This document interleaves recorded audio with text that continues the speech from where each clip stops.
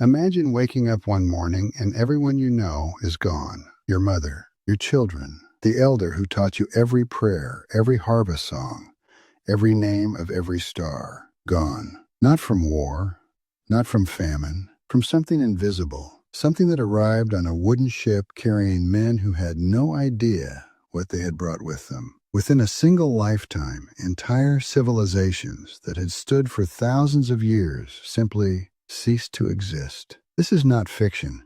This happened, and the scale of it is almost impossible to comprehend. Welcome to Frontier Uncensored. I'm your host, Dustin, and today we're diving into one of the most catastrophic and overlooked stories in all of human history. The biological devastation that European colonization unleashed upon the indigenous peoples of the Americas. We're talking about the near total collapse of entire civilizations, driven not just by conquest, but by something far more ruthless and indifferent: disease. Stay with me, because by the end of this episode, you will never look at the story of colonization the same way again. Long before any European ship ever crested the horizon, the Americas were alive, fully, richly, extraordinarily alive. For up to 50,000 years, indigenous peoples had been building something remarkable on this continent. They had crossed icy terrains from Asia on foot and by boat,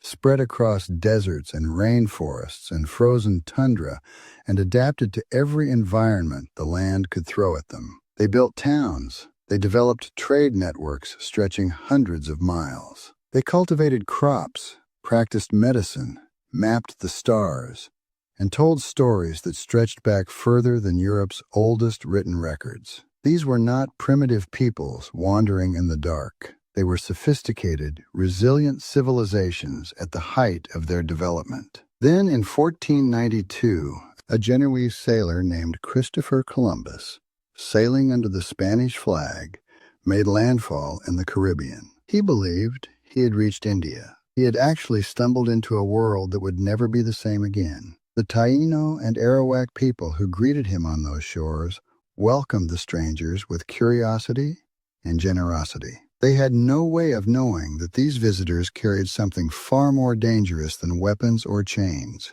They carried microbes. Here is the thing that stops historians cold when they really sit with it. The indigenous peoples of the Americas had been isolated from the Old World for tens of thousands of years. While Eurasian and African populations had spent millennia living alongside domesticated animals, cattle, pigs, horses, chickens, developing immunity to the diseases those animals carried, Native Americans had not. No smallpox, no measles, no influenza, no chickenpox. Their immune systems had simply never encountered these threats. So when Columbus landed, he did not just bring trade goods and ambition. He brought the biological equivalent of a wildfire into a forest that had never once seen flame. The first people to feel this fire were the Taino of Hispaniola. At the time of contact, they numbered around 250,000 souls. They represented the dominant culture of the Greater Antilles and the Bahamas, a people with complex governance, art, agriculture, and spiritual life. Within 30 years, roughly 70% of them had met their fate. Measles and smallpox tore through communities with savage efficiency. One outbreak, originating in a camp of enslaved Africans, spread to the nearby Taino population and alone reduced their numbers by 50%. Think about what that means. One outbreak, half the people gone. And this is the moment I want you to sit with. What does that kind of loss do to a people? It is not just the death count. It is what gets erased alongside the bodies. When the elders go, the oral traditions go with them. The medicinal plant knowledge, the ceremonial songs, the histories passed down through generations. All of it disappears in a season of fever. When the children go, the future goes with them. The Taino faced something that no military strategy could have prepared them for, because no enemy had ever looked like this before. And they did not simply accept it. The Taino resisted. They fought back against forced labor under the brutal encomienda system. They rebelled. And when the psychological weight of watching their world collapse became unbearable, some communities fell into despair so profound that it became a public health catastrophe in itself. Women refused to bring children into a dying world. Men chose to end their own lives rather than watch everything they loved disappear. A Taino leader named Enriquillo held out in the Bauruco mountain range for 13 years, striking at Spanish plantations and refusing to surrender. 13 years. He forced Emperor Charles V of Spain to dispatch a captain to negotiate a peace treaty. That is not the story of a broken people. That is the story of extraordinary resistance under conditions of almost unimaginable suffering. The Spanish crown did eventually attempt to codify protections for indigenous peoples. The laws of Burgos, enacted between 1512 and 1513, were the first formal rules governing how Spanish settlers could treat indigenous people. They prohibited mistreatment and promoted religious conversion. But governing distant colonies from across an ocean was nearly impossible, and on the ground these laws were largely ignored. Good intentions written on paper thousands of miles away meant little to someone dying of smallpox in the Caribbean jungle. Now here's something I want you to think about as we go deeper into this story. Was any of this intentional? Looking at the early evidence, most historians agree the spread of disease was not a deliberate act of biological warfare, at least not in these earliest stages. Europeans genuinely did not understand germ theory. They did not know why some people got sick and others did not. They could not have predicted what their arrival would unleash. Does that change the moral weight of what happened? Let me know in the comments, because the next part of this story is going to complicate that question significantly. The devastation was not limited to the Caribbean, not by a long shot. As European contacts spread, so did the diseases. Smallpox moved like a ghost ahead of the colonizers themselves, sometimes reaching populations before any European had ever set foot there, carried along indigenous trade routes by traders who did not yet know they were sick. In 1518, smallpox claimed the lives of a third to half of Hispaniola's remaining native population. In 1520, an infected individual arriving in Veracruz sparked an outbreak that swept through Mexico during the 1520s,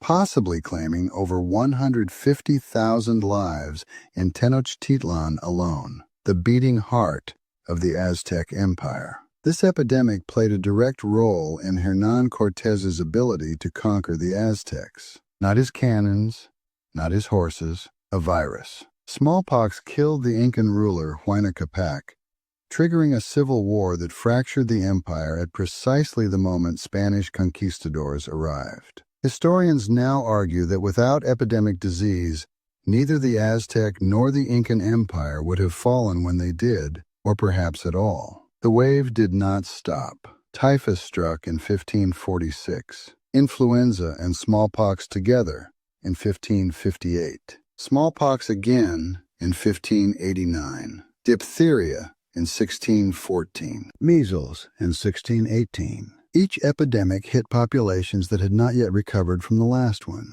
Communities could not rebuild faster than the disease could strike again. By 1633, smallpox had arrived separately on the eastern coast of North America, introduced by colonists at Plymouth, Massachusetts. It reached the Mohawk Nation in 1634, Lake Ontario in 1636, the territories of the Iroquois nations by 1679. Between 1613 and 1690, the Iroquois tribes in Quebec endured 24 separate epidemics, almost all of them caused by smallpox. By 1698, the virus had crossed the Mississippi River, nearly wiping out the Quapaw Indians of Arkansas. In the 1770s, smallpox devastated at least 30% of the West Coast Native Americans. The North American epidemic of 1775 to 1782 and the Great Plains epidemic of 1837 continued the cycle of destruction well into the era of the new United States. The numbers, when you finally let yourself look at them, are staggering. Following initial contact with Europeans and Africans, Diseases from the Old World led to the deaths of 90 to 95% of the native population of the New World over the next 150 years. In Brazil, the indigenous population dropped from an estimated pre-Columbian peak of 3 million to approximately 300,000 by 1997, 90%. In some regions, closer to 95. There is a dimension to this story that rarely gets discussed, and I think it is one of the most haunting parts. Many of the diseases that did this damage, smallpox, measles, influenza, originated in domesticated animals that simply did not exist in the Americas: cattle, pigs, horses. Native Americans had domesticated some animals, but not the species that had acted as incubators for these particular pathogens in the Old World. So in a very real sense, the vulnerability of indigenous peoples was not a weakness. It was simply the result of geography. They had no reason to have developed immunity to these diseases because the diseases, and the animals that carried them, had never been here. The introduction of African enslaved people into the equation accelerated the spread further. Enslaved Africans, like Native Americans, had no inherited immunity to European diseases. In 1520, an African man who had contracted smallpox arrived in Yucatan. By 1558, the disease had spread throughout South America. The Atlantic slave trade did not just reshape labor.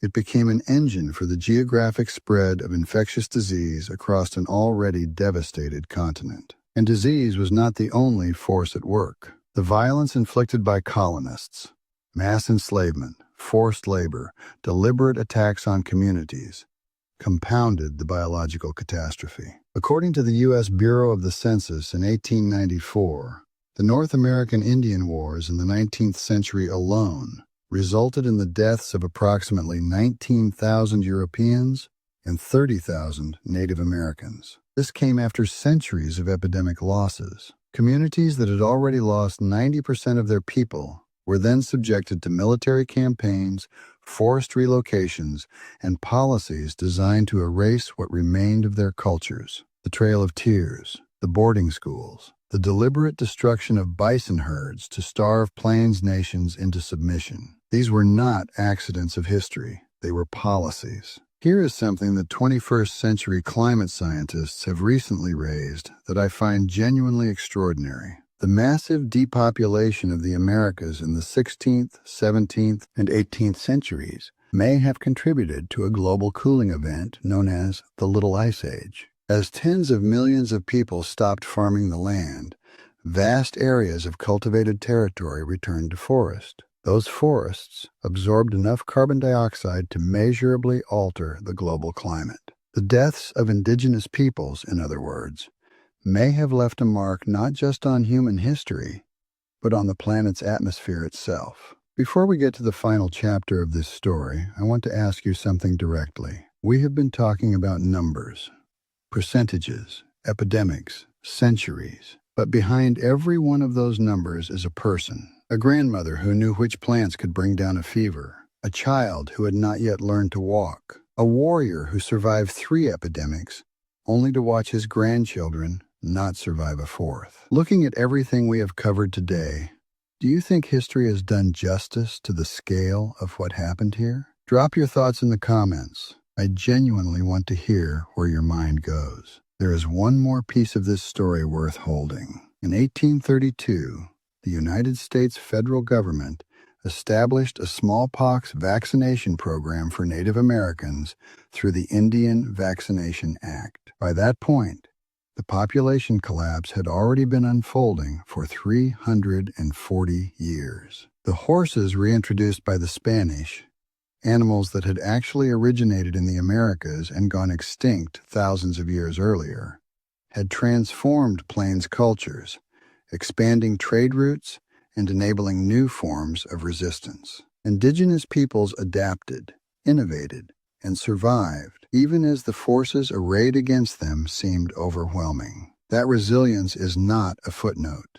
It is the central fact of the story. The legacy of colonization does not live only in the past. It lives in land rights disputes that continue today. In healthcare gaps that leave Indigenous communities with some of the lowest life expectancy rates in North America. In languages that have only a handful of living speakers left. In the ongoing fight to have treaties honored that were signed and broken before most living countries were even founded. But the communities are still here, speaking languages that were nearly silenced, practicing ceremonies that were nearly outlawed, raising children in traditions that someone, somewhere, tried very hard to erase. The ships that carried Columbus across the Atlantic in 1492 also carried something no one understood and no one could see. And what it set in motion reshaped an entire hemisphere, altered the global climate, and left wounds that are still 500 years later